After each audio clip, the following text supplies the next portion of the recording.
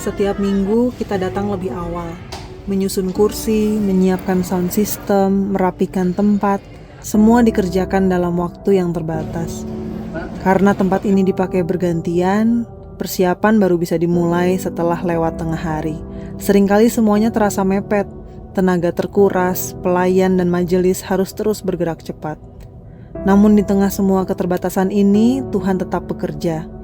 Jemaat terus bertumbuh, keluarga-keluarga terus datang, anak-anak tetap belajar dan beribadah, pelayanan terus berjalan, dan setiap minggu kita melihat bahwa Tuhan sedang memelihara gerejanya.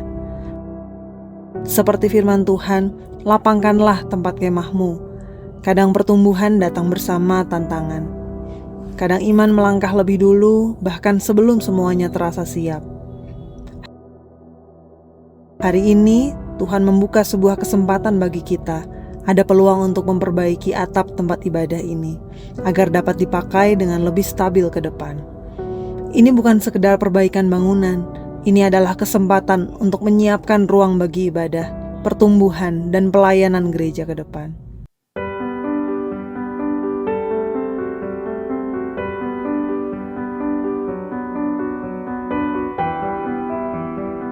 Shalom jemaat Tuhan, bagaimana? Apakah saudara sudah melihat liputan yang barusan? Kita lihat sama-sama bahwa ada bangunan yang perlu diperbaiki, atap yang bocor. Oleh karena itu, gereja GJI World Light Ministry berusaha untuk memberikan pelayanan yang terbaik bagi kenyamanan jemaat dalam beribadah. Kami mengundang jemaat untuk bersama-sama kita boleh bergotong royong untuk memperbaiki atap dari bangunan tersebut.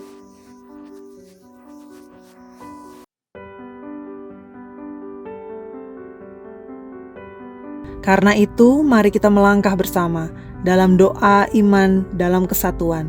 Bukan dengan terpaksa, tetapi dengan hati yang rindu ambil bagian. Ini perjalanan kita bersama, ini kesempatan kita bersama, dan ini pekerjaan Tuhan yang boleh kita respons bersama. Mari ambil bagian dalam doa, daya, dan dana. Tuhan Yesus memberkati.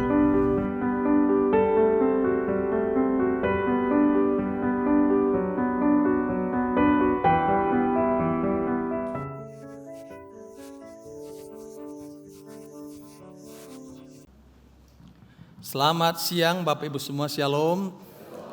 Shalom. Boleh lambaikan tangan saudara semua yang hadir, beri tepuk tangan yang meriah bagi Tuhan Yesus. Haleluya. Haleluya. Di luar hujan deras, tapi di dalam bisa kita dengan tenang, sukacita. Boleh sama-sama memuji Tuhan di tempat ini. Puji Tuhan. Haleluya. Hari ini kita boleh masuki bulan yang ke-6, kita udah ibadah di tempat ini. Saya percaya Tuhan sudah banyak berbuat di tengah-tengah kita, dan Tuhan akan terus lebih lagi berbuat di tengah-tengah kita. Yang percaya katakan amin. Hari ini saya akan menyampaikan firman Tuhan dengan judul Gereja yang Bertumbuh dan Berbuah. Dan seperti biasa Bapak Ibu, sebelum saya menyampaikan firman saudara tertawa dulu ya. Saya akan menyampaikan pantun Bapak Ibu ya. Iya. Sekali lagi Bapak Ibu, ini bukan asal-asalan, pasti ada tujuannya begitu ya. Dan kalau saudara setuju katakan cakep, ya seperti biasa. Saudara suka cita semua, amin? Ya, puji Tuhan. Ya. Pantun pertama dulu ya. Pergi ke kebun memeti anggur. Anggur segar tumbuh berbuah. Gereja kecil terus bertumbuh subur. Tinggal di Tuhan, pasti berbuah. Beri kemuliaan bagi Tuhan Yesus. Haleluya. Haleluya. Karena saudara tepuk tangan, saya tambah yang kedua. Haleluya. Iya kan, berbuah kan begitu ya. Pagi hari minum air kelapa. Kelihatannya gak minum air kelapa nih. Segar rasanya, menyejukkan jiwa. 6 bulan gereja kita ada. Tuhan yang pelihara pasti berbuah nyata. Haleluya. Puji Tuhan. Terima kasih. Haleluya. Rasanya kalau 2 kurang lengkap gitu ya. Kita tambah 1 lagi yang terakhir, saudara saya. Pak, ini isinya pantun semua ini Pak gitu ya. Enggak apa-apa ya. Ciri khasnya gitu ya. Yang ketiga yang terakhir. Burung merpati terbang ke taman. Hinggap sebentar di dahan yang kuat. Kalau gereja tinggal di Tuhan, pasti hidupnya berbuah lebat. Haleluya. Puji Tuhan. Puji Tuhan. Haleluya. Yohanes pasal 15 ayat 5 berkata, akulah pokok anggur dan kamulah ranting-rantingnya. Barang siapa tinggal di dalam aku dan aku di dalam dia, ia berbuah banyak. Sama-sama kata berbuah banyak. Sama-sama kata berbuah banyak. Sebab di luar aku kamu tidak dapat berbuat apa-apa. Haleluya. Bapak Ibu yang dikasihi Tuhan, saya percaya kalau saudara menanam sebuah pohon pasti ingin berbuah. Yang percaya kata amin. Tidak ada kita sekedar ya Pak, ya saya memang nanam aja pohon pepaya, tetapi saya memang nggak pernah menunggu atau menantikan ada buah. Saya menanam semangka, saya menanam jeruk, menanam apapun itu Bapak Ibu, semua orang menanam berencana, berharap akan menghasilkan buah. Hal yang sama Tuhan juga melahirbarukan kita. Sama seperti biji yang ditabur atau ditanam di sebuah tanah. Dan dia berharap one day, satu hari kelak nanti akan muncul dan tumbuh. Dan bukan sekedar tumbuh dengan rimbun daunnya, tetapi menghasilkan buah di dalam kehidupan kita masing-masing. Seorang petani anggur pernah ditanya, kenapa ya ada pohon anggur yang buahnya lebat, tetapi ada yang hampir tidak berbuah? Si pemilik anggur menjawab, perbedaannya bukan pada tanahnya, bukan juga pada cuaca atau iklimnya, tetapi pada apakah ranting itu tetap melekat pada pokoknya atau tidak.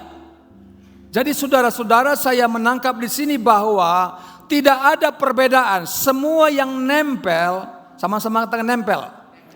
Sama-sama katakan nempel. Jadi kalau dia nempel dahan itu kepada pohon itu, maka dia menghasilkan sari-sari, mendapatkan makanan, dan itu yang menghasilkan buah pada pohon tersebut. Pesan Tuhan apa? Banyak gereja hari-hari ini sibuk dengan aktivitas rohani, program yang begitu luar biasa, dan juga aktivitas pelayanan. Bapak Ibu Saudara, saya ingin garis bawahi, Tuhan tidak mencari aktivitas pelayanan kita, tetapi Tuhan mencari buah. Sama-sama katakan mencari buah. Apakah hidup saya Yusuf ini sama 10 tahun yang lalu dengan sekarang? Apakah hidup Yusuf ini dari kemarin sama hari ini sama enggak?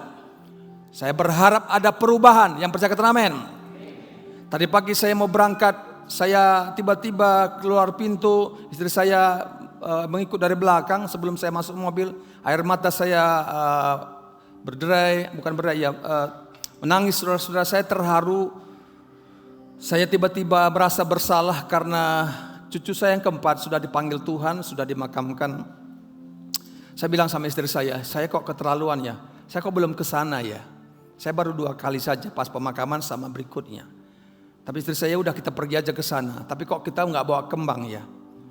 Saya merasa ada satu intimidasi roh yang menguat. Satu sisi sepertinya masuk akal juga ya. Memang saya salah, kenapa saya nggak pergi ke kuburan begitu. Tapi di sisi yang lain saya tahu ini saya harus memutuskan, ini dari Tuhan atau tidak. Nah saudara-saudara, kalau saya nggak kuat di dalam Tuhan, nggak nempel dalam Tuhan, saya nggak bisa membedakan. Dan saya tahu itu melemahkan saya. Aduh, saya kok nggak pergi, kok nggak peduli dengan cucu saya yang sudah dipanggil Tuhan. Bukankah firman Tuhan berkata tidak ada lagi hubungan yang mati dan hidup? Yang percaya kata amin. Mereka orang yang sudah pergi lebih dulu, dia bersama dengan Tuhan di sorga. Yang percaya kata amin. Dengan demikian saudara-saudara, bagian saya selama hidup saya harus memberikan buah. Saya harus melayani Tuhan dengan sungguh-sungguh. Rasa tertuduh itu datang selagi di mobil juga. Istri saya ngomong tapi seperti kok gak nyambung dengan saya, karena pikiran saya terus diliput itu. Saya memberi pikiran saya untuk diintimidasi dengan perasaan-perasaan bersalah itu. Bapak Ibu yang dikasihi Tuhan, seharusnya orang yang sudah bertumbuh dalam Tuhan, dia bisa dengan tegas, no. Ada waktunya kalau lagi masih hidup kita akan berbuat terbaik bagi siapapun yang kita kasih. Tetapi kalau sudah meninggal, kita tidak ada lagi hubungan. Yang percaya kata amin. Memang berat, ada budaya-budaya saya tahu ini tidak mudah. Kalau gitu Pak, di kuburan itu siapa? Di situ hanya tinggal makamnya saja. Jasad yang sudah sudah meninggal. Rohnya kembali kepada Tuhan. Yang percaya kata amin. Jadi saudara-saudara, kita bukan ngomong lagi dengan dia sudah tidak ada. Ya. Kalau gitu nggak perlu ke kuburan, boleh-boleh saja. Kenapa tidak? Itu kan sebagai bukti kita aja bahwa pernah dan mau mengasihi begitu. Tapi sebenarnya tidak ada lagi komunikasi dengan orang yang meninggal.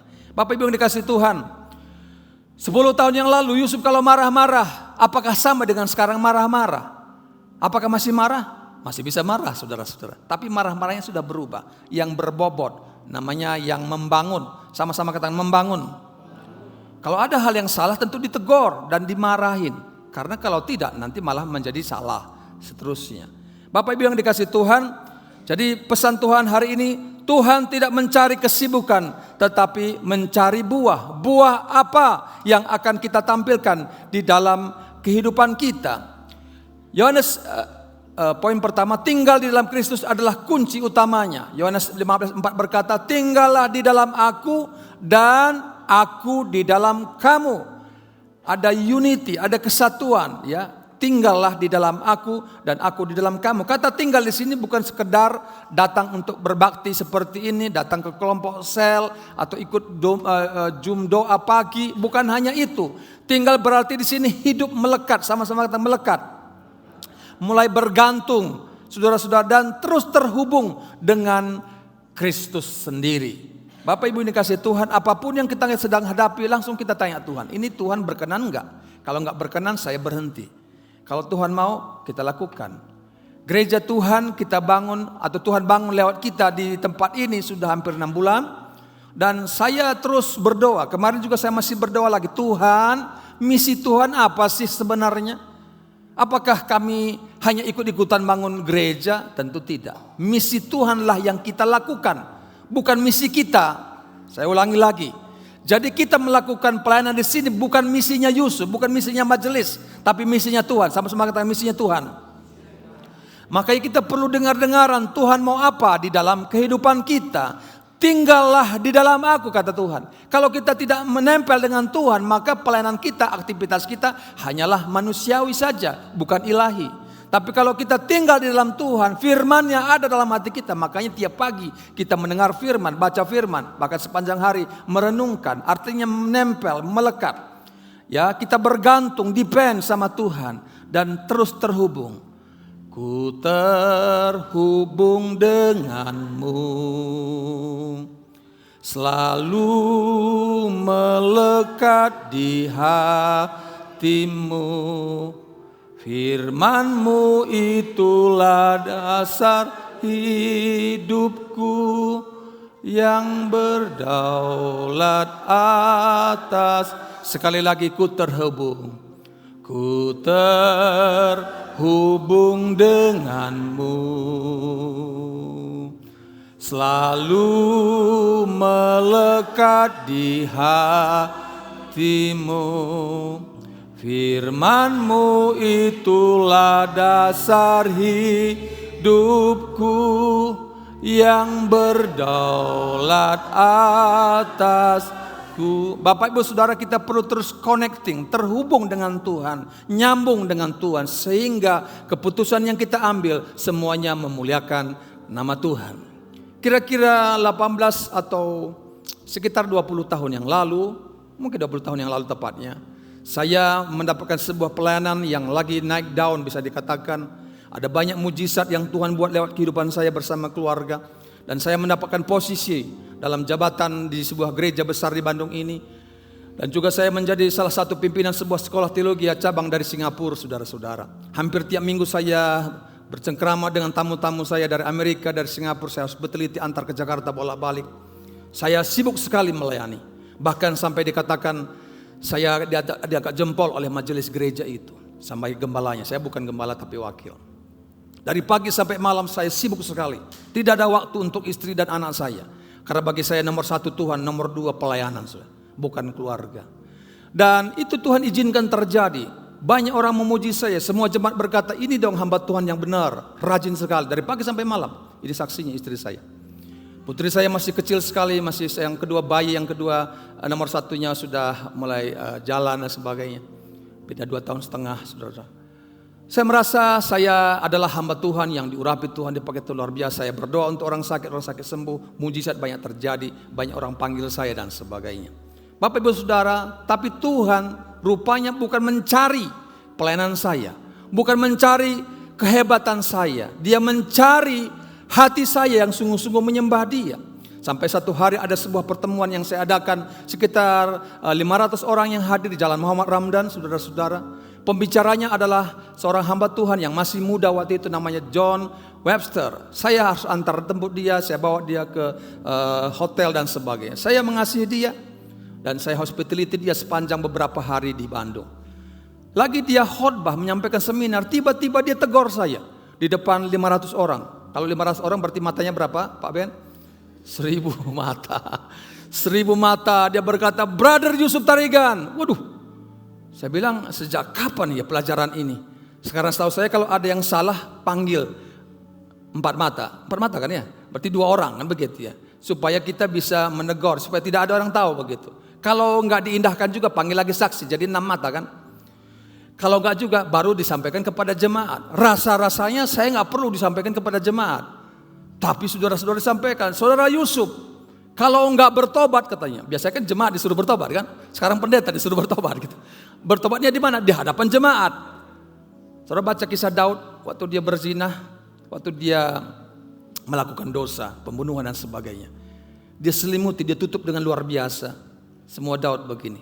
Tapi satu hari Nabi Nathan disuruh Tuhan datang. Dia buat perumpamaan dulu, enggak langsung tembak. Jadi Nathan ini budaya dari Jawa Tengah kelihatannya gitu ya. Cocok dengan istri saya gitu ya. Nah Bapak Ibu Saudara, dia bilang ada seorang ya pemilik hewan, tetapi hewan itu diambil juga oleh yang lebih hebat dari tempat itu. Dan dia berkata, siapa dia? Dihukum dia begitu. Dia bilang, kamu orangnya begitu. Istri Uria, satu-satunya yang dikasih Uria, diambil oleh Daud juga. Batseba namanya. Bapak Ibu yang kasih Tuhan, Tuhan marah sama Daud. Daud sepertinya merasa menang karena dia bisa tutupi semua dosanya. Saudara sudah mulai menuduh nih, Pak Yusuf dosa berzina dengan siapa nih begitu ya. Bukan maksudnya. Maksud saya adalah saya sibuk melayani. Itu juga dosa.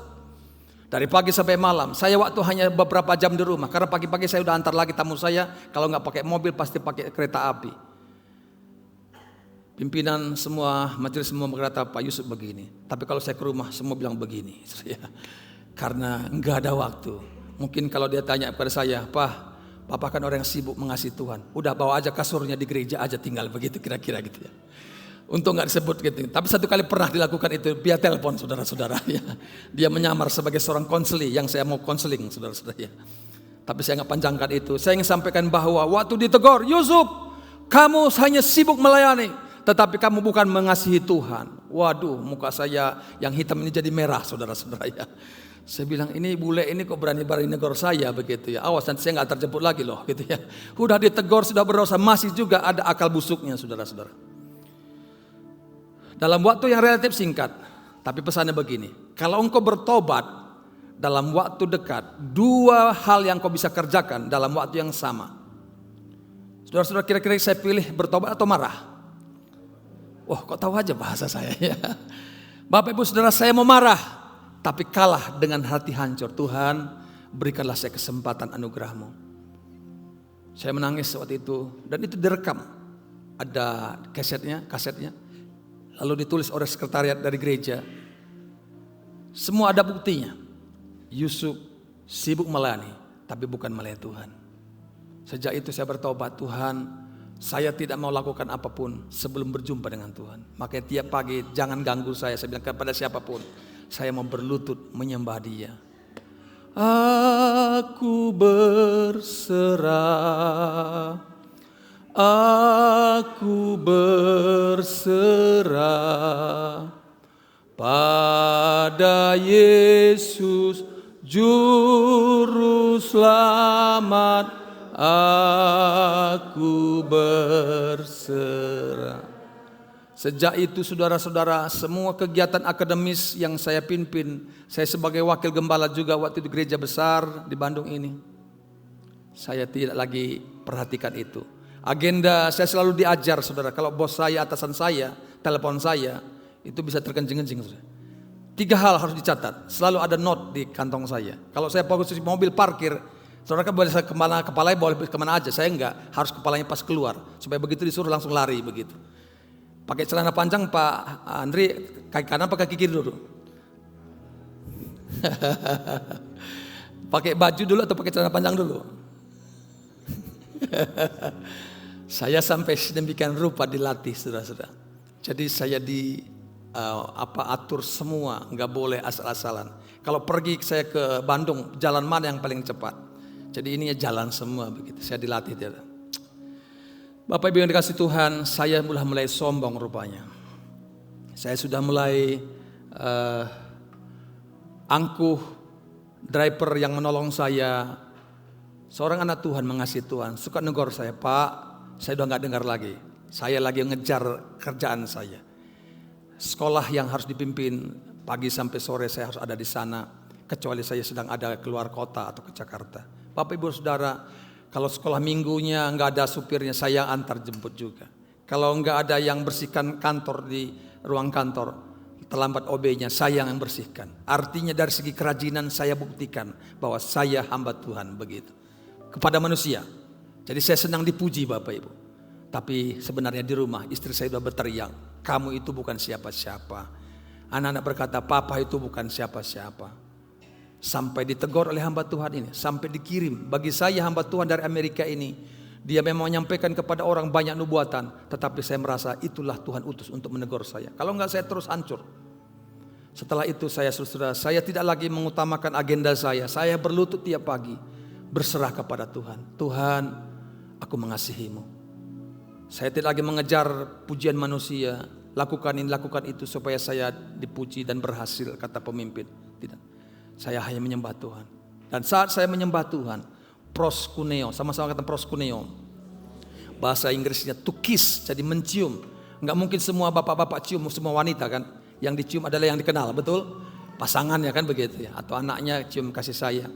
Ketika kita mencium Tuhan, bukan hanya nyanyi di mulut, tetapi kita pengenalan kita dengan Dia. Kita kenal siapa Dia, baru kita menyembah Dia. Sehingga ketika saya menyanyi, saya tahu Tuhanku senang mendengar suara saya. Yang percaya kata amin. Walaupun suara saya tentu tidak sebaik yang lain, tapi Tuhan melihat hati saya. Mau di rumah, mau di kamar mandi, mau di jalan, saya tetap connect dengan Tuhan, sembah Tuhan. Ada aja macam-macam masalah. Saudara-saudara, saya lakukan itu. Saya bersyukur sekarang saya tidak lagi mengejar perkataan atau pujian manusia. Walaupun secara manusia kadang-kadang ada unsur dipuji. Kalau saudara perhatikan WA saya, kalau ada yang perhatikan, saya suka kirim tulisan-tulisan rohani tiap pagi, kecuali saya sakit. Dan selalu saya kasih jempol. Karena orang lain gak kasih jempol, saya kasih jempol sendiri, begitu ya. Saudara-saudara, Bapak Ibu yang kasih Tuhan, terima kasih yang kasih apa itu, sujud ya, tangan itu di sama itu. Oh ya, ada kasih dan sebagian di WA yang saya kirim. Karena saya juga suka ngirim juga ya kepada orang-orang tertentu. Bisa sampai seminggu gak dibalas sama sekali. Ya. Bahkan boro-boro kasih like gitu. Aduh, saya bilang keterlaluan juga ini. Bapak Ibu Saudara, ya udah gak apa-apa. Memang itu salib yang harus saya pikul. Artinya saya memang senang ya. Kalau turun dari mimbar ini, ketika itu saya bilang, bagus, oke. Wah langsung saya tambah tinggi saudara-saudara ya. Tapi dia bilang, lain kali potong ini, potong itu katanya. Waduh, potong bebek angsa gitu ya.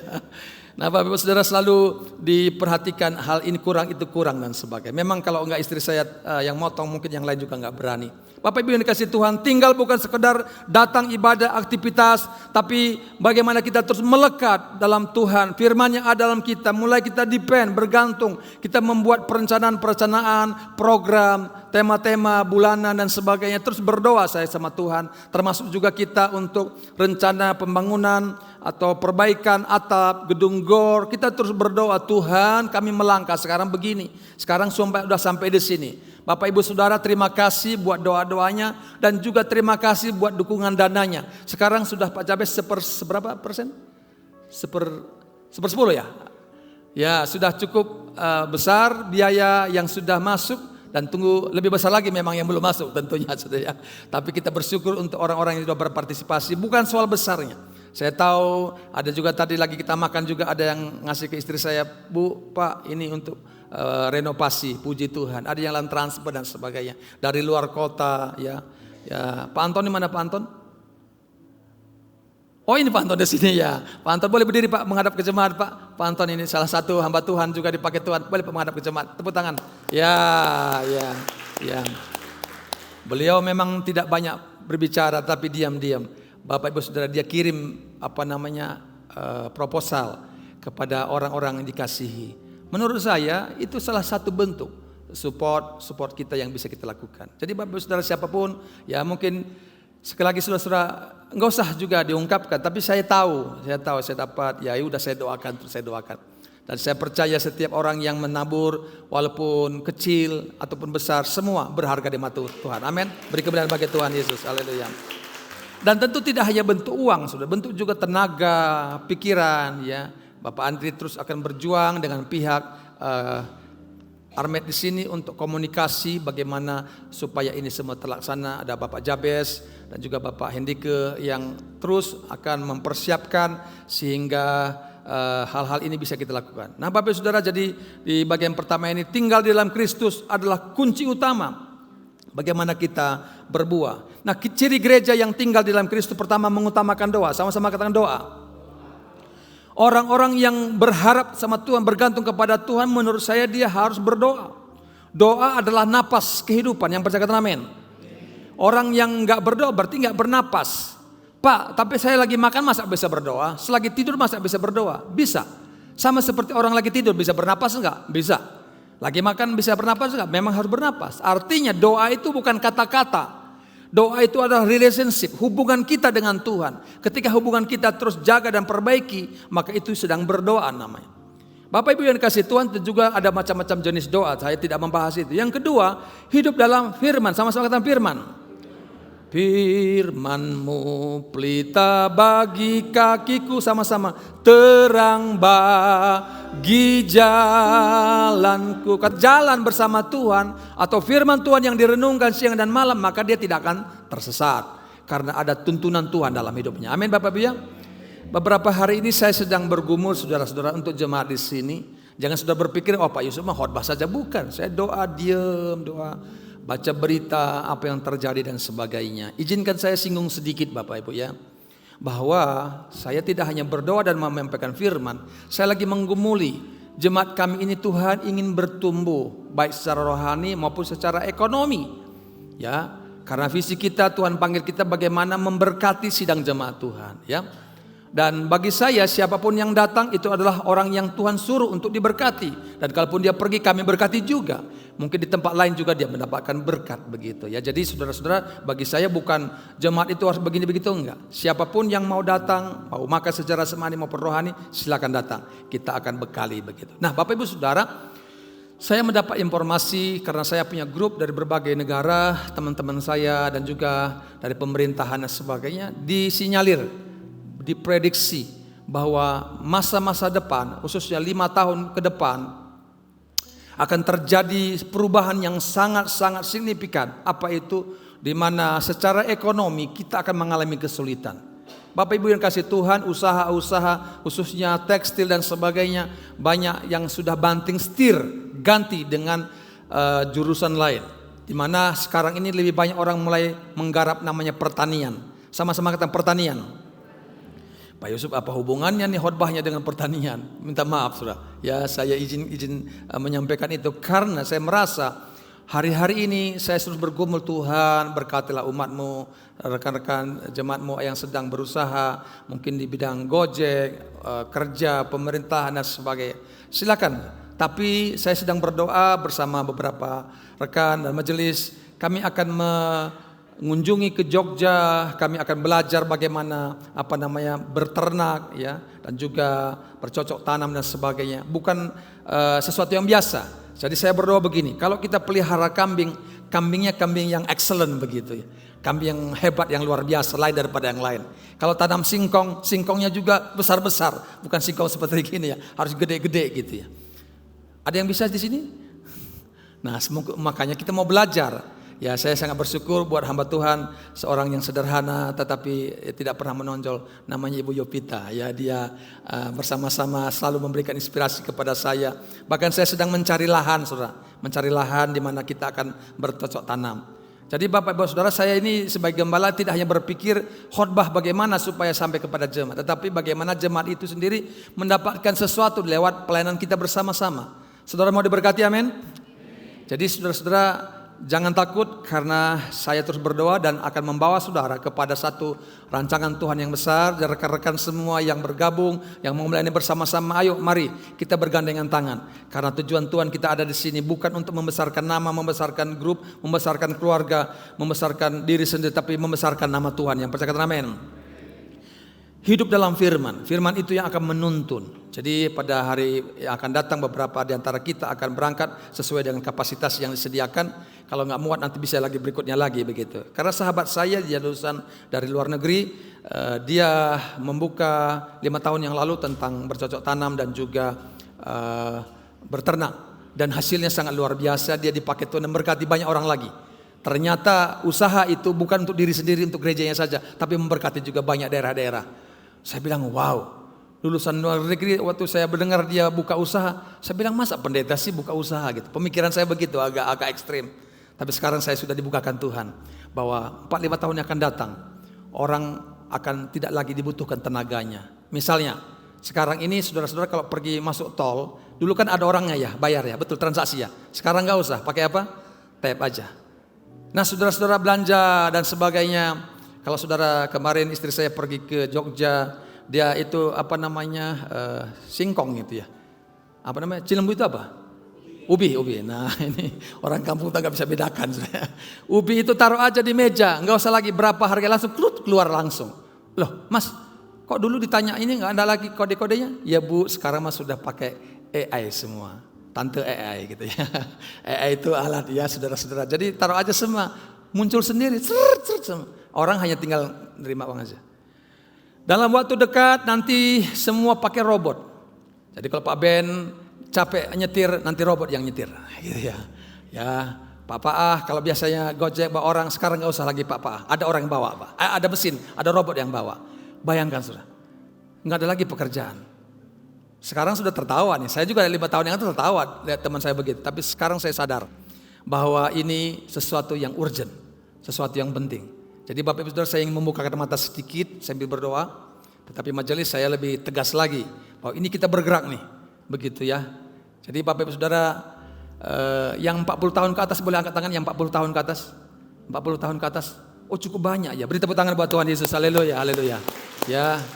Sekarang ini saudara kalau mau cari pekerjaan, kalau udah 60 mungkin agak susah gitu ya. Seperti saya juga susah. Nah jadi 40 tahun ke bawah yang dicari. Nah saudara-saudara, saya mau buka, GJI mau buka lapangan pelayanan. Namanya bercocok tanam gitu ya. Nah saya sudah bayangkan Pak Andri, nanti kita ada, nggak tahu Bu Yopita sudah ada lahan, itu ada sawah, ada ladang, ada ternak. Lalu udah ada asrama di situ, sekolah teologi ya. Sekolah Alkitab, GJI, Cimahi gitu ya. Di mana hamba-hamba Tuhan diperlengkapi bagaimana bercocok tanam, menanam kol yang excellent begitu ya. Buah apa lagi? Nah kira-kira begitu Bapak. Ini bayangannya sudah Tuhan kasih.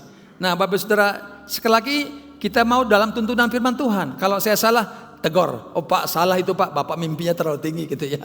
Tapi saya selalu berdoa, Tuhan tuntunlah kami, bimbinglah kami. Gereja ini milik-Mu Tuhan. Amin Bapak Ibu ya. Gereja ini bukan milik majelis, bukan apa lagi. Ini milik Tuhan. Misinya Tuhan yang kita dalam. Kalau itu salah, bukan misi Tuhan, kita potong. Karena misi Tuhan yang kita lakukan. Kalau misinya Yusuf, pasti bagaimana supaya aku diperkaya, kan begitu ya. Misi majelis atau siapapun mungkin bagaimana supaya aku dapat, menguntungkan. Tapi misi Tuhan tidak, dia berkorban, sama-sama kita berkorban. Di tempat kemuliaannya sorga, dia meninggalkannya dan pergi ke dunia. Menjadi sama seperti manusia yang berdosa, tetapi dia tidak berdosa, supaya kita diselamatkan. Dia berkorban. Filipi pasal 2. Bapak Ibu Saudara, kalau kita hidup dalam firman, Tuhan akan tuntun kita. Apa yang harus kita lakukan? Yang ketiga, hidup intim dalam Tuhan ya. Hidup intim ya, dekat dengan Tuhan.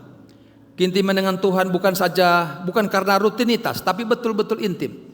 Jadi saudara-saudara, John Maxwell membuat sebuah ilmu atau pelajaran. Kalau buat itu list 1 sampai 10 proyek atau pekerjaan yang saudara lakukan tiap hari. Biasanya kan kita lakukan, yang paling banyak gitu, mungkin nomor 4 sampai nomor 10. Tetapi menurut John Maxwell bukan. Pilih yang menjadi prioritas. Nomor 1, nomor 2, mungkin saudara-saudara bisa kerjakan cuma 2. Tapi kalau nilainya 50-50 maka sudah kalah, yang lain nggak apa-apa begitu. Jadi skala prioritas. Nah, saya berdoa kalau kita melakukan aktivitas sepanjang hari atau sepanjang minggu, program kita sepanjang tahun, saya berdoa supaya lebih tinggi intensitas atau keintiman kita dengan Tuhan. Jadi Bapak Ibu Saudara, saya mohon supaya kita lebih, kalau baca Alkitab bukan sekedar panjang lebarnya. Dulu memang pertama saya cepat-cepat Kejadian sampai Wahyu supaya selesai. Ulangi lagi. Tapi sekarang enggak. Saya lebih 2 ayat. Kalau sudah perhatikan tulisan-tulisan yang saya kirim sekarang 2 ayat, paling banyak 5 ayat begitu ya. Tapi sangat dalam. Ya, karena ada mengandung hikmat Tuhan yang di dalamnya. Apalagi beberapa saudara kita yang belajar teologi belajar dari kata asli. Saya nggak usah pakai kata asli aja, itu sudah panjang sekali. Bapak Ibu yang dikasih Tuhan, jadi keintiman kita perlu, termasuk memuji Tuhan, menyembah Tuhan. Saya berharap Kau Allah yang besar, ajaib dan mulia. Kau Yesus yang selalu membuatku terpesona. Segala pujian bagimu ya Tuhan. Hanya Kau yang layak ku agungkan. Haleluya, haleluya, haleluya, haleluya. Jadi bukan berhenti di sebuah lagu atau vokal, tetapi lebih relationship, hubungan dengan Tuhan. Waktu saya bilang Kau Allah yang besar, saya sedang mengarahkan hati saya, perhatian saya kepada satu pribadi, Allah yang besar. Jadi saudara-saudara kalau menyanyi bukan sekedar nyanyi, tetapi menyembah, worship God, sembah Tuhan, keagungan Tuhan. Tuhan layak dipuji, Tuhan layak disembah. Walaupun doaku belum terjawab, persoalanku belum terjawab, aku tetap menyembah Dia. Yang percaya katakan amin. Apa bedanya memuji sama menyembah? Menyanyi sama menyembah. Menyanyi itu memuji atau mengucapkan terima kasih ya karena dapat sesuatu, kita berterima kasih. Tapi kalau kita bersyukur atau menyembah itu karena pribadi Allahnya yang memang layak untuk dipuji. Karena Dia Allah yang setia, yang percaya katakan amin. Dia Allah yang baik, yang percaya katakan amin. Dia tidak pernah berbuat jahat bagi manusia. Bapak Ibu Saudara, itu kita menyembah. Nah itu kita rindu lebih dalam, deep worship ya. Kita pengenalan kita, penyembahan Tuhan kepada Tuhan lebih dalam lagi. Nah Bapak Ibu Saudara, dikatakan tadi bahwa Tuhan mau supaya kita memiliki keintiman dengan Tuhan. Seperti pohon yang Mazmur 1 ayat 3 berkata, ia seperti pohon yang ditanam di tepi aliran air. Orang-orang yang menyembah Tuhan, mengenal Tuhan, intim dengan Tuhan, dia tidak akan pernah kekeringan, yang percaya kata amin. Dia tidak akan mudah goncang, goyah imannya. Kenapa? Karena dia nempel dengan Tuhan. Karena dia ditanam di aliran air, dapat makanan langsung dari sorga. Yang ketiga, janji Tuhan, orang yang dekat dengan Tuhan, maka dia menghasilkan buah. Sama-sama kita menghasilkan buah. Saya merasa saudara-saudara gereja ini Tuhan panggil supaya kita menghasilkan buah. Buah itu tidak hanya pergi ke lain beritakan Injil, tetapi kehidupan kita menghasilkan buah. Itu kita bisa rasakan. Ya, Tuhan bilang, aku sedang memurnikan gerejaku, bukan yang ramai yang akan bertahan, tetapi yang tinggal di dalam aku. Sama-sama kata tinggal di dalam aku. Jangan saudara-saudara pencapaian kita karena banyaknya orang, walaupun tidak salah kita banyak orang. Itu yang menjadi kunci keberhasilan. No. Kuncinya adalah kita melakukan misinya Tuhan. Itu yang jangan lupa. Misi Tuhan itu apa? Itu yang kita lakukan. Yang berikutnya saudara-saudara, gereja yang tinggal pasti berbuah. Yohanes 15 ayat 5 berkata begini, ia berbuah banyak. Bapak Ibu Saudara perhatikan, Yesus tidak berkata mungkin berbuah. Tidak. Tetapi Yesus berkata pasti berbuah. Sama-sama katakan pasti berbuah. Jadi saudara-saudara kalau nempel dengan Tuhan, mudah-mudahan berbuah, bukan? Ya, kalau nempel dengan Tuhan itu pasti. Orang yang menikah, ini bab yang sudah dewasa, saya harap bisa paham. Orang yang sudah dewasa, sudah menikah. Nah karena dia menikah, melakukan hubungan suami istri, maka terjadilah pembuahan. Pembuahan itulah namanya bayi dan lahirlah anak. Bapak Ibu Saudara, kita nggak bisa bilang, Pak, saya sudah menikah 10 tahun, tapi sudah berhubungan belum? Enggak Pak, pokoknya kami sama-sama aja. Ya, pernah nggak saudara dengar begitu? Ada orang sudah menikah nggak punya anak? Pernah? Ada orang di sini? Ini memang jam-jam masa bergumul saya juga ini. Ya, Saya pernah mengkonseling orang sudah sekian tahun menikah, nggak punya anak. Saya coba tanya, kenapa nggak punya anak? Nggak pernah berhubungan rupanya. Ya nggak bisa punya anak. Serius, saudara. Saya bilang kok bisa ya? Bapak Ibu Saudara, walaupun laki-laki wanitanya subur, sehat, tapi kalau nggak terjadi intimacy, nggak terjadi anak. Begitu juga kita pengikut Kristus, kalau kita nggak sungguh-sungguh intimacy dengan Tuhan, tidak terjadi perubahan dalam hidup kita. Aku berubah, sungguh ku berubah. Kenapa kita berubah? Karena Tuhan yang mengubah, bukan kita. Buah apa saja kita akan lihat. Pertama, kasih. Ada kebiasaan-kebiasaan tertentu termasuk saya. Diajarin dari masa kecil. Keluarga saya itu karena gak percaya Tuhan. Jadi dari kecil gak pernah ada kasih, justru bermusuhan. Diindoktrinasi, keluarga kita ini begini-begini, itu jahat ya. Jangan mau dekat dengan dia. Diajarin begitu, bayangin tuh. Itu kalau gak dekat dengan Tuhan. Tapi setelah dekat dengan Tuhan berubah semua. Ampunilah mereka yang bersalah kepada kita. Yang percaya kata amin. Yang kedua, sukacita, joy. Ya, sukacita Tuhan, bukan happy. Happy karena dapat gaji, dapat pujian dan sebagainya, itu happy. Tapi joy, kesukaan bagi, joy to the Lord, dam. Dari atas ke bawah, dari sorga ke bumi, amin. Jadi sukacita itu yang dari sorga, bukan dari sekeliling kita. Yang ketiga, damai sejahtera, peace ya, Iren, damai sejahtera. Kesabaran, kebaikan, kesetiaan, kelemah lembutan, penguasaan diri. Ada 9 rasa. Ini buah yang akan kita terima atau dihasilkan karena kita nyambung atau nempel dengan Tuhan. Gereja yang sehat bukan hanya rame-rame, tetapi yang karakternya berubah. Sama-sama katakan karakternya berubah. Sama-sama katakan karakternya berubah. Ya, pulang dari sini semua berubah, amin. Nanti istri lihat suami berubah enggak? Suami-suami lihat istri berubah enggak? Begitu ya. Ya. Yang paling tahu bukan orang Papua, orang jauh sana, yang dekat-dekat aja. Yang kedua, buah jiwa. Sama-sama kata buah jiwa. Gereja yang tinggal dalam Kristus pasti dia membawa orang kepada Tuhan dan menjadi terang di tengah dunia, menjadi kesaksian, saudara-saudara. Itu bukan mau atau tidak mau, itu sudah menjadi hasil langsung, sudah otomatis dalam hidup kita. Tuhan akan mempercayakan jiwa-jiwa kepada gereja yang intim dengannya. Saya percaya saudara-saudara, kalau gereja ini intim dengan Tuhan, maka Tuhan akan memberikan jiwa-jiwa yang percaya kata amin. Ya, sekali lagi kata intim, intimacy, intim, berhubungan. Ya, memang kita dengan Tuhan ya, bukan physically, tetapi roh kita. Ketika kita intim dengan Tuhan, maka ada terjadi sesuatu dalam kehidupan kita. Gereja yang berbuah itu apa? Memberkati kota, ya, memberkati atau menjadi solusi di sekitar kita, membawa pengaruh ilahi. Mengapa saya bilang tadi kita akan salah satu masuk ke dalam program bercocok tanam sama berternak itu, saudara-saudara, karena saya merasa bukan nanti kita aja yang diberkati, bahkan orang lain juga diberkati, yang percaya kata amin. Jadi rekan saya ini yang di Jogja ini, dia sudah memberkati provinsi-provinsi yang agak ke dalam ya. Bahkan juga beberapa pejabat mengundang dia, berhasil. Ya, jadi memang dia tidak hanya menyampaikan firman, tetapi kesaksiannya menjadi berkat bagi banyak orang.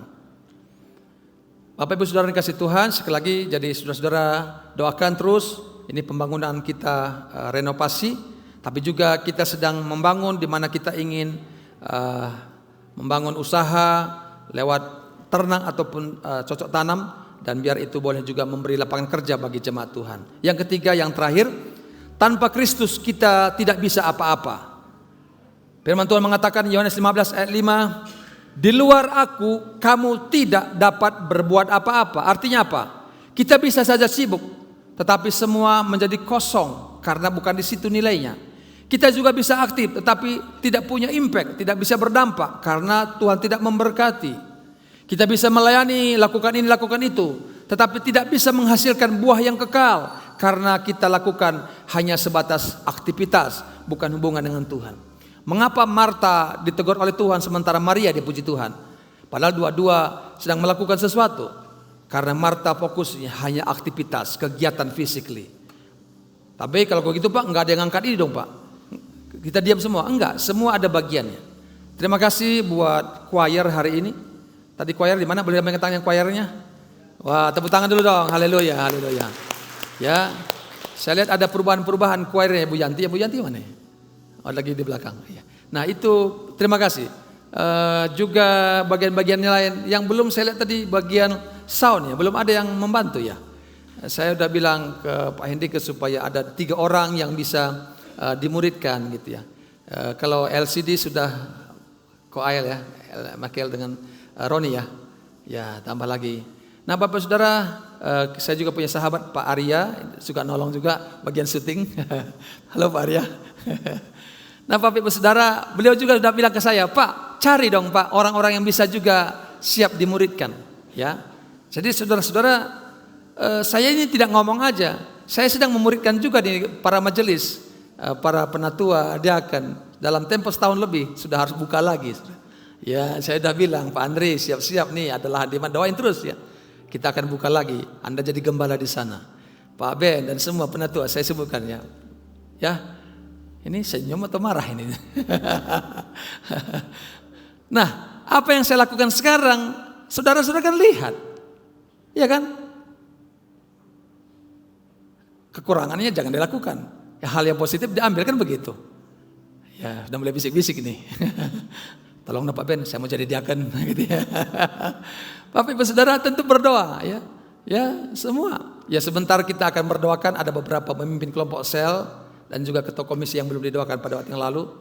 Saya ingin sampaikan, apa yang Anda terima hari ini bukan kebetulan. Semua adalah rencana Tuhan. Yang percaya kata amin. Beri kemuliaan bagi Tuhan Yesus. Haleluya. Bapak Ibu Saudara, saya berharap ini betul menjadi budaya kita. Ya, gereja kita baru 6 bulan, tapi saya berdoa bukan soal lamanya. Seberapa banyak kita memang betul-betul mau berguna bagi pekerjaan Tuhan, bagi kerajaan Allah. Carilah dahulu kerajaan Allah dan kebenarannya, maka SMP. Maka selebihnya Tuhan tambahkan. Ya, harga emas berapa Pak naik sekarang? Tuhan tambahkan apa dan sebagainya. Bapak Ibu Saudara, jadi sekali lagi cari dulu kerajaan Allah, lakukan bagian kita. Saya harap kita bukan hanya ngumpul-ngumpul orang ngumpul, yang penting mangan, bukan itu. Makan sudah tadi kan, dikumpul, tapi mulai ditemukan kira-kira potensinya apa, talentanya apa. Kalau itu gak ditemukan, saya gagal. Jadi saya bersama penatua, majelis dan diaken, para pengurus semua, temukan semua, nama-namanya aja belum lengkap semua. Setelah namanya tanggal lahirnya, yang lalu ada tanggal lahir kita lupa tuh, yang ulang tahun. Hari ini ulang tahun siapa? Pak bukan? Bu Heni itu beberapa hari lalu ya, Bu Heni ya. Ya, Bu Heni udah lewat ya. Tapi kita rayakan juga lah. Tuhan berkati Bu Heni. Ini paling sibuk Bu Heni ya, udah menolong. Bu Heni saya dapat titipan, ada kue tart sudah datang ya. Ya, tepuk tangan dulu buat Bu Heni yang berulang tahun. Haleluya. Artinya sudah mulai kita temukan, bukan ngumpul-ngumpul Pak Yusuf senang kalau kumpul banyak, betul senang, tapi bukan itu tujuan kita. Tujuan kita kenal siapa dia, keadaannya bagaimana, perlu pertolongan, perlu didoakan apa. Sampai begitu ya Bapak Ibu ya. Jadi semua sudah bertanggung jawab sebagai pastoral, sebagai gembala menggembalakan yang lain. Hamba-hamba Tuhan yang bergandengan tangan bergabung semua, welcome. Kita mau bergandengan tangan. Coba temukan di mana talentanya, bagiannya. Mari kita maksimal di sana. Saudara masih bersama saya, men? Atau sudah pulang? Ya, tetap bersama ya, puji Tuhan. Firman Tuhan mengatakan kita sibuk, kita aktif, kita bisa melayani, tapi tidak menghasilkan buah kekal karena tidak nempel dengan Tuhan. Di luar aku, kamu tidak dapat berbuat apa-apa. Sehebat apapun kita membuat rancangan, perencanaan, planning, tapi kalau Tuhan tidak memberkati maka sia-sia. Zakaria 4 ayat 6 berkata, bukan dengan keperkasaan dan bukan dengan kekuatan, melainkan dengan rohku, kata Tuhan. Pesannya apa? Tuhan sedang menghentikan kekuatan manusia saja, supaya gereja mulai kembali bergantung pada Roh Kudus. Sama-sama kata bergantung pada Roh Kudus. Bergantung pada Roh Kudus. Saudara-saudara, inilah pesan-pesan yang Tuhan taruh saya sampaikan kepada saudara, jangan sampai hilang ini. Ya, kita boleh membuat perencanaan, bahkan harus if you fail to plan, you plan to fail. Saya ulang-ulang itu ya. Kalau saudara nggak membuat rencana, berarti saudara sudah buat perencanaan untuk gagal namanya. Mengalir bersamamu. Hidup kita bukan mengalir begitu saja, harus buat planning. Tetapi planning saja tidak cukup, kita harus nempel dengan Tuhan supaya apa yang kita planningkan merupakan hasil atau buah dari intimacy, persekutuan kita dengan Tuhan. Jadi saya harap apa yang saya sampaikan ini bukan hasil otak pikiran, bukan doa Tuhan kira-kira jemaat ini mau dibawa kemana gitu ya. Saudara-saudara, ilustrasinya begini. Ranting yang terputus dari pohon, mungkin kelihatannya awalnya segar ya. Tapi saudara-saudara lama-lama akan menjadi kering, sama-sama kata kering. Seperti gambar yang saudara lihat. Ya, pohon-pohon yang sudah ditebang, sudah terputus dengan pokok pohon itu, dia terputus tidak dapat lagi asupan, maka dia akan menjadi kering. Hidup kita masih KTP-nya si Kristen, baju jas ke gereja, perjamuan kudus, tetapi dia nggak connect dengan Tuhan, dia nggak dengar lagi suara Tuhan, nggak dengar lagi pesan Tuhan, itu sudah kering namanya. Mungkin saudara-saudara masih tepuk tangan, masih senyum kalau ketemu orang, tetapi dari dalamnya sudah kering. Nah, Bapak Saudara perlu pulihkan kembali, kembalilah kepada Tuhan. Ya, gereja Tuhan, ya saudara-saudara, tanpa Kristus awalnya masih terlihat hidup, tapi lama-lama kehilangan kuasa, no power. Akhirnya kehilangan dampak. Saya berdoa gereja Jemaat Allah Indonesia World Light Cimahi ini, walaupun masih 6 bulan, saya berdoa supaya kehadiran gereja memberi dampak bagi kota, bahkan bagi banyak orang. Beri kemuliaan bagi Tuhan Yesus. Haleluya. Jadi Bapak Ibu Saudara, saya harap tidak tepuk tangan saja, berpikir. Selagi mendengar khotbah juga berpikir. What next? Apa yang akan kami lakukan? Apa yang akan gereja lakukan? Apa akan saya lakukan? Ya, saya sudah kasih gambaran visi besar maupun visi jangka pendek. Apa yang harus kita lakukan? Ya. Dan saya setiap hari Selasa juga para pemimpin pengurus siapapun yang mau bergabung silakan. Saya akan memberikan arahan-arahan. Rasanya banyak sekali yang mau saya bagikan. Tapi rasanya waktunya kok terbatas. Tadi Pak Benyamin sudah pesan, Pak Yusuf jangan lama-lama ya. Kata begitu. Saksinya ada istri saya tadi Pak. Ya. Saya bilang siap komandan gitu ya. Bapak Ibu Saudara, tapi kalau lagi mengalir di depan mah lupa juga gitu ya. Tadi Pak Benyamin sudah kasih tahu ya. Ya Bapak Ibu Saudara, jadi saudara kita ini bukan iseng-iseng buka jemaat, bukan. Kita dapat tuntunan Tuhan dan kita tentu rela kita berkorban.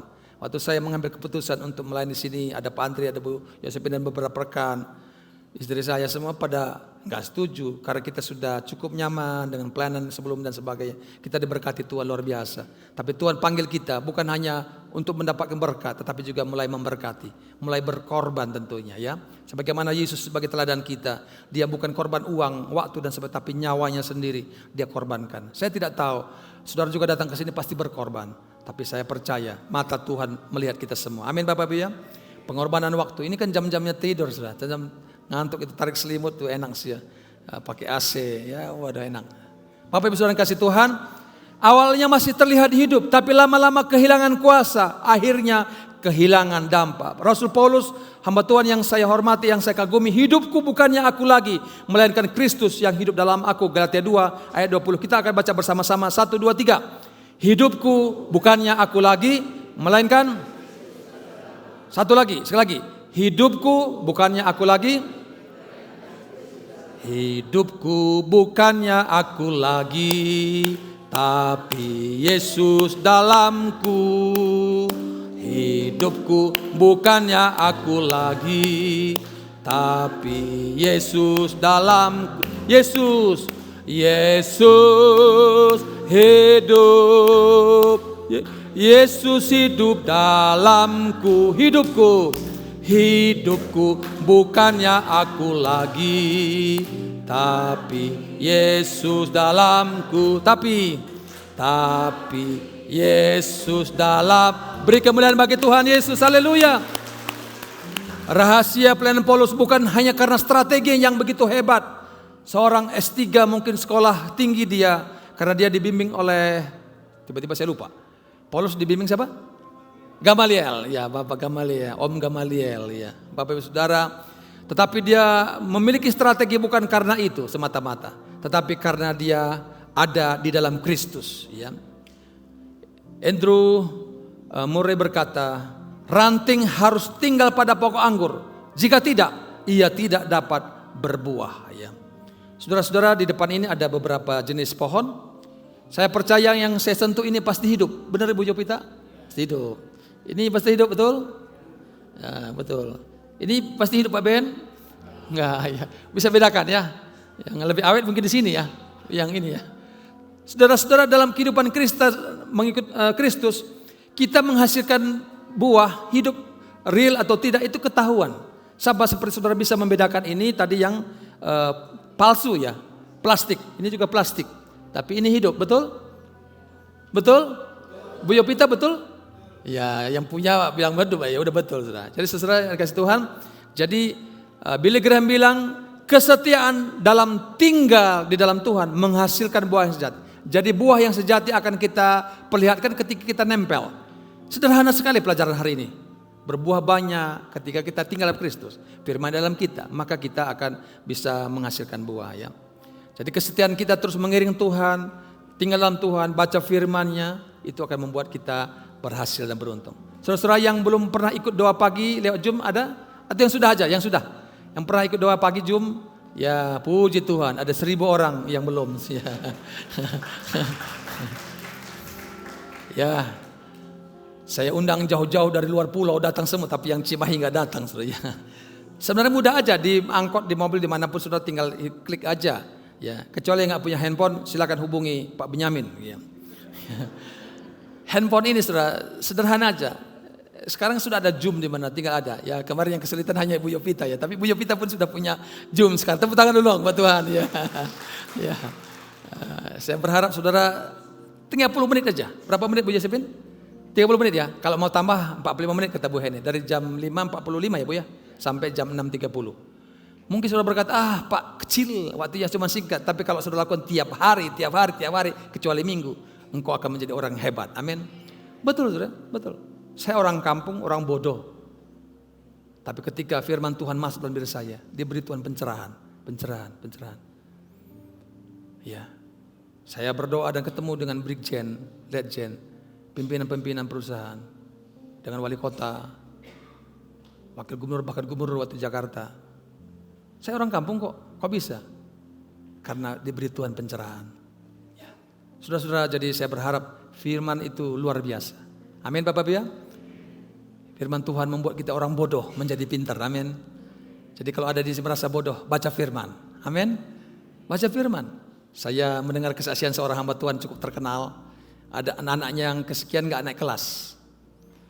Dia bilang, nak sini, saya doain kamu ya. Yang kedua, baca Alkitab tiap hari. Baca Alkitab tiap hari. Tiba-tiba melonjak, jadi juara. Tadi kan malas-malas. Ya senangnya game. Ya gimana bisa naik kelas? Tapi saudara, saya percaya firman itu membuat kita menjadi berhikmat. Amin.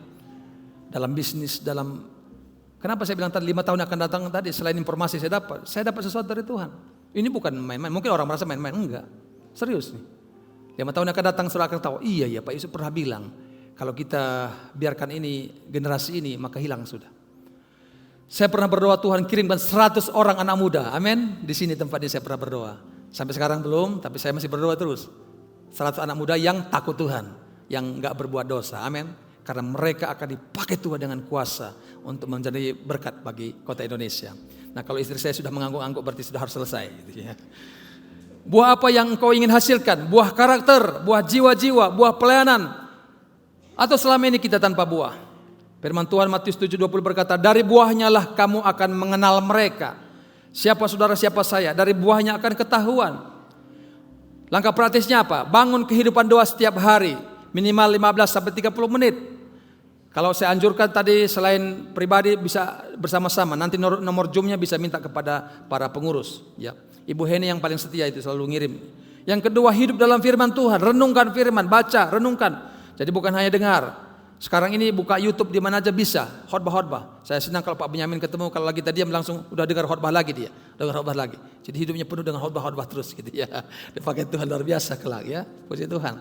Jaga keintiman dengan Tuhan, bukan hanya aktivitas pelayanan, tetapi relationship, hubungan dengan Tuhan. Nah hubungan itu kan gak kelihatan ya. Jadi saudara-saudara buahnya yang akan kelihatan. Kalau masih marah-marah terus, itu pasti ya udah gak usah cerita. Anak kecil juga tahu, pasti gak benar dengan Tuhan. Kalau dia baik dengan Tuhan, dia akan melakukannya. Kalau saya ngomong ini memuliakan Tuhan gak? Kalau saya marah-marah memuliakan Tuhan gak? Saya melihat ini memuliakan Tuhan atau tidak? Kalau roh najis, roh kotor pasti gak memuliakan Tuhan. Semua yang gak berguna pasti ditinggalkan semua. Saudara masih bersama saya, amin? Jadi berbuah dalam hidup kita, menjadi berkat bagi orang lain, memberitakan Injil, hidup dalam karakter Kristus. Penutup. Saya percaya bahwa Tuhan berkata, aku akan membangkitkan gereja jemaat Allah Indonesia yang berakar di dalam aku. Artinya bukan sekedar hadir sebagai gedung gereja, tetapi berakar, tertanam, bertumbuh di dalam Tuhan. Gereja yang tidak besar tetapi berbuah. Gereja yang tidak hanya dikenal manusia tetapi dikenan oleh Tuhan. Jadi perkenanan Tuhanlah yang kita cari. Dan dari gereja ini akan membawa tuaian jiwa besar kepada Tuhan. Haleluya. Jadi Bapak Ibu Saudara yang dikasih Tuhan, saya berharap kita bertanya kepada diri kita, apakah aku masih nempel, bukan aktif kegiatan. Nah sekarang saya juga aktif kegiatan tapi nempel dengan Tuhan dulu. Kalau dulu enggak, dari pagi jam 4 saya udah berangkat sudah. Ini saksinya, jam 4 saya udah tinggalkan istri saya. Pergi jemput tamu kan, di hotel saya antar ke Jakarta, itu every week, tiap minggu. Dan saya harus antar dia jalan-jalan ke Lembang, dan saya udah kuasai daerah Bandung ini. Ngantar-ngantar tamu, tempat-tempat wisata. Macam-macam tamu saya kan. Tapi gak ada waktu dengan Tuhan. Aktivitas, pelayanan, jempol semua. Sakit-sakit juga saya pelayanan. Ya. Tapi istri saya bilang, kamu gini, udahlah kalau bisa gak usah pulang. Kira-kira gitu. Tapi saya bersyukur Tuhan masih menyelamatkan saya. Sehingga saya sekarang nomor 1 Tuhan, nomor 2 keluarga saya. Baru pelayanan. Maaf ya Bapak Ibu kalau saudara telepon saya, tapi saya udah janji sama istri saya ada bersama dengan dia, maka saya nggak akan layani saudara. Minta maaf, ya. Jadi kalau dulu nggak, siapa aja panggil saya pasti pergi. Bahkan saya udah pernah janji sama anak saya waktu itu masih kecil. Nah, Papa antar kamu ya. Waktu itu ada Mall Robinson atau King itu sebelahnya. Begitu saya mau berangkat, tiba-tiba suami istri datang ribut, nangis, berkelahi. Aduh, masuk. Kenapa? Panjang lebar ceritanya. Anak saya tertidur jadinya. Udah, nggak jadi. Maaf ya nak, kemarin ada tamu, mereka ribut-ribut. Jadi nggak apa-apa layani. Oh iya Pak, nggak apa-apa. Berikutnya janji lagi saya. Entah bagaimana. Pas lagi janji datang lagi, ada lagi ribut-ribut juga. Memang di kota Bandung banyak orang ribut-ribut ya. Datang lagi, saya selesaikan lagi, sampai tertidur lagi. Saya bilang, nak maaf sekali Bapak. Iya Pak, nggak apa-apa. Nggak usah minta maaf, lain aja terus jemaat. Saya emang nggak usah gitu ya. Sampai jengkel sering. Bayangkan begitu. Karena pikiran saya nomor 1 Tuhan, nomor 2 pelayanan. Kalau sekarang enggak.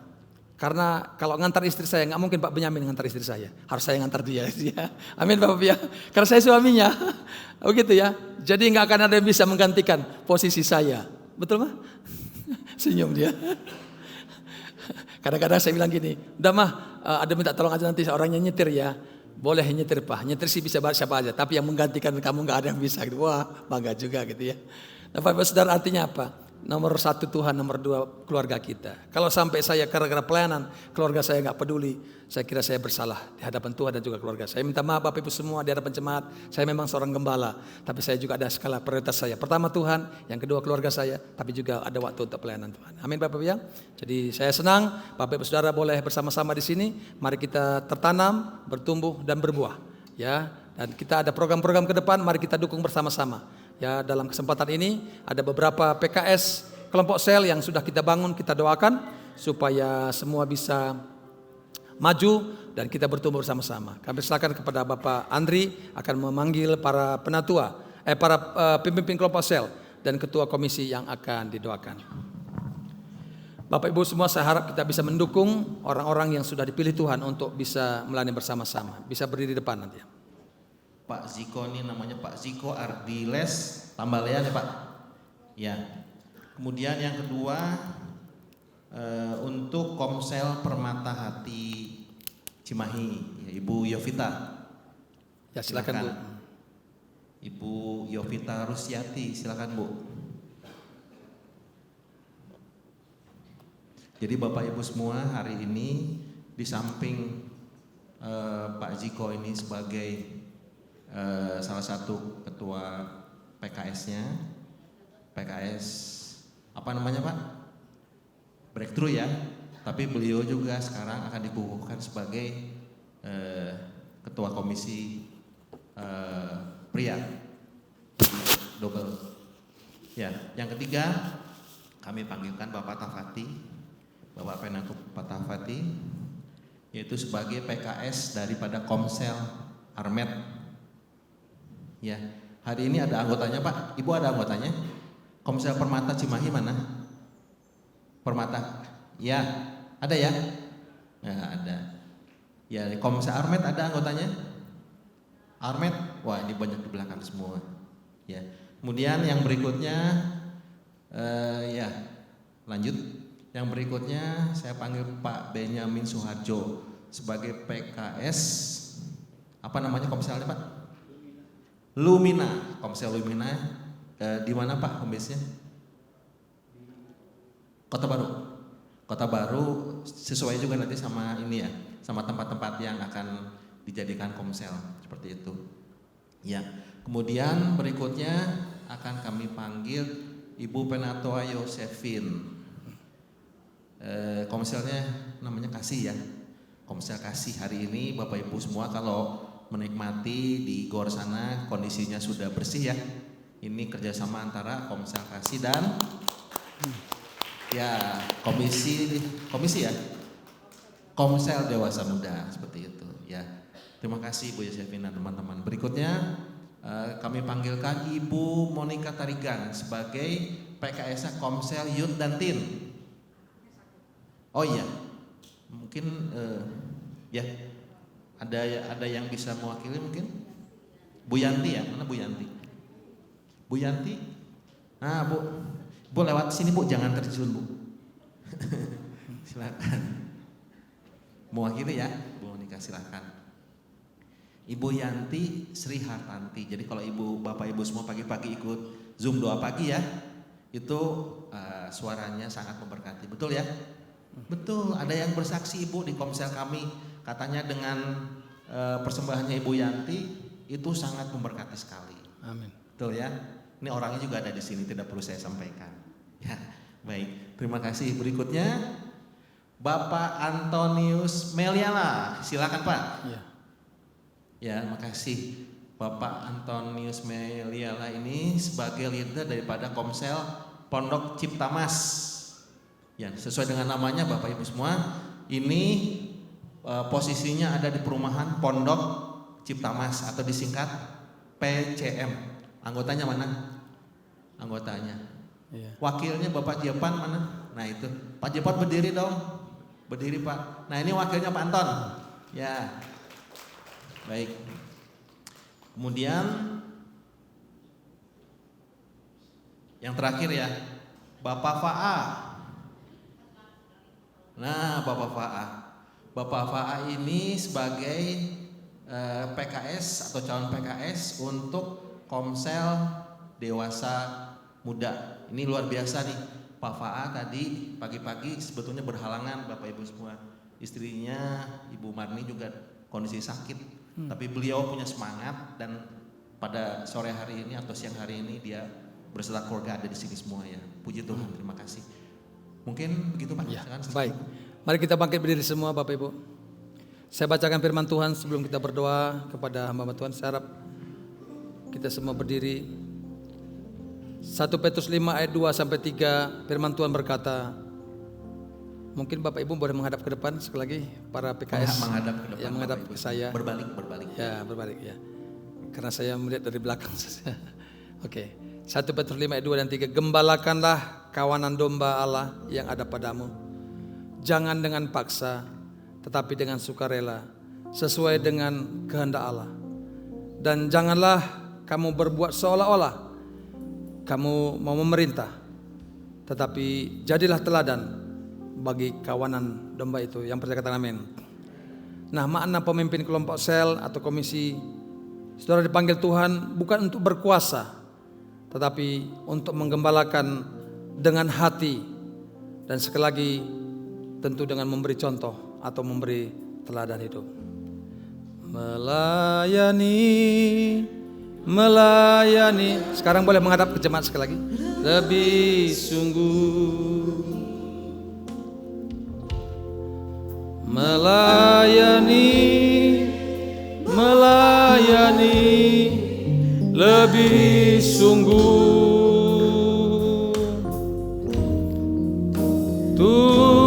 Tuhan lebih dulu melayani kepadaku, melayani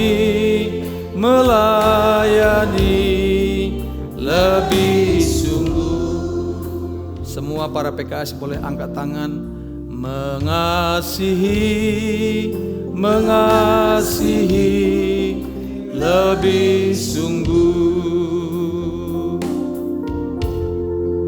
Mengasihi mengasihi lebih sungguh. Tuhan lebih dahulu mengasihi. Tuhan lebih dulu mengasihi kepadaku, mengasihi lebih, mengampuni lebih sungguh. Haleluya. Mengampuni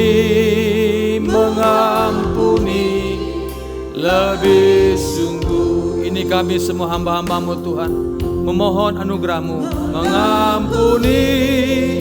Mengampuni lebih sungguh. Tuhan lebih dahulu mengampuni kita. Tuhan lebih dulu mengampuni kepadaku, mengampuni lebih sungguh.